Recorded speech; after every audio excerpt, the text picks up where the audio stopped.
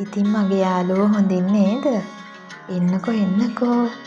අපි අද හැලප ටිකක් හදන්න තමයි ඔන්න යන්නේ. කැන්දකොළ ටිකක් කඩන්නයි දැන් නම් ඔන්න යන්නේ. හස්බන්ඩ්ත් ඇවිල්ලා ඉන්නේ. අද අම්මලාගේ ගෙවල් පැත්තේ තියෙනවා දේවතොවිලයක්. ඉතින් පැටව් දෙන්නට පෙන්නන්නත් එක්ක කියලා අපි අම්මලාගේ ගෙදර හවස යන්න තමයි යන්නේ ඉන්නේ.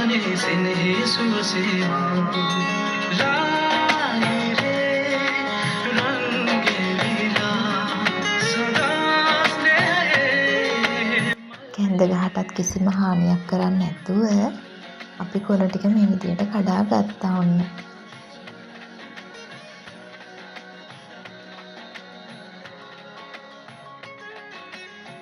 ඔන්න ඔය පේන්නේ අපි ගොඩාක් අමාරුවෙන් හදාගත්ත අපි පුංචි ගෙදර.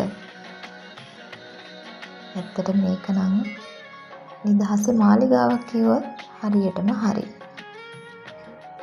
දැන් ඉතින් අපි හැලප ටික ඔන්න හදන්න තමයි යන්නේ. මේ දකුණු පළාතේ හදන හැලප ඇත්තටම මාරම රහයි පොල්පෙනි දාලානේ හදන්නේ මැදට. දැන් අපේ ගම්වල නම් කුරක්කම් පිටියකට කවලම් කළාම තමා පොල් එහෙම දාලා හැලප හදන්නේ. ඊට වඩා ඇත්තටම මේක ගොඩක් රසයි. ඔයත් දකුණු පළාතේ නෙවෙයි නම් මේ විදිහට හදලා නැත්තම් හදලා බලන්න. අමාරුත් නෑ ඇත්තටම ගොඩක්. මම නම් ඉතින් සතියකට එකපාරක් හදනවමයි දෝනිගේ මොන්ටිසෝරියට යවන්න. සිකුරාදාට ඉන්දියාප්ප නැත්තම් හැලප අනිවාර්යෙන් හදනවා.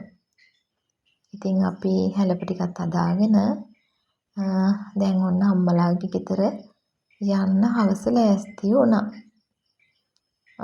යන ටික නම් ඔන්න මට වීඩියෝ කරගන්න බැරි වුණා.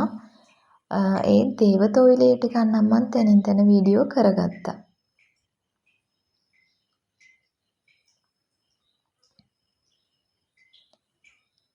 මේ දේවතොවිලේ කරන්නේ ඇයි කියලා මම කියන්නකෝ.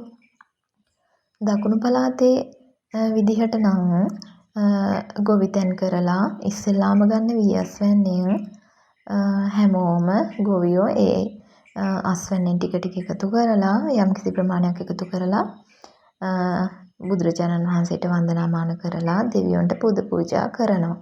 මේක පටන් ගන්නේ රෑ 9ට 10ට වගේ. පහවදා 12 වගේ වෙනකම් මේ දේවතොවිලේ කරනවා. මේකේ විවිධ අවස්ථා නම් තියෙනවලු. මම නම් මේ පළවෙනි වතාවට තමයි මේ දේවතොවිලේ බලන්න ගියේ. අපේ ගම්වල නම් නුවරඑළිය පැත්තේ නම් මෙහෙම නෙවෙයි. වෙලේ කමතක දේව දානයක් දීලා ඒ විදිහට තමා කරන්නේ. මෙහෙ එහෙම නෙමේ. දේවතොවිලේ පටන් ගන්න පහවදා උදේ මොනවාද ඒකට කියන්නේ හාල් කිරි කියලා කියන්නේ. ඒකත් මාරම රසයි. එහෙම ආහාර වර්ගයක් හදලා හැමෝටම බෙදනවා. ඉතින් ඒක තමා මෙහි දේවතොවිලේ. ඉතින් අද වීඩියෝ එක නම් පුංචිම පුංචි. ඒත් කමන්නේ. පුංචි හරි අදහසක් මගේ යාළුවොත් ඔන්න ගන්න. ඉතින් ඔයාලා හැමෝම ආපහු මම වීඩියෝ එකක් අරගෙන එනකන් පරිස්සමෙන් ඉන්න.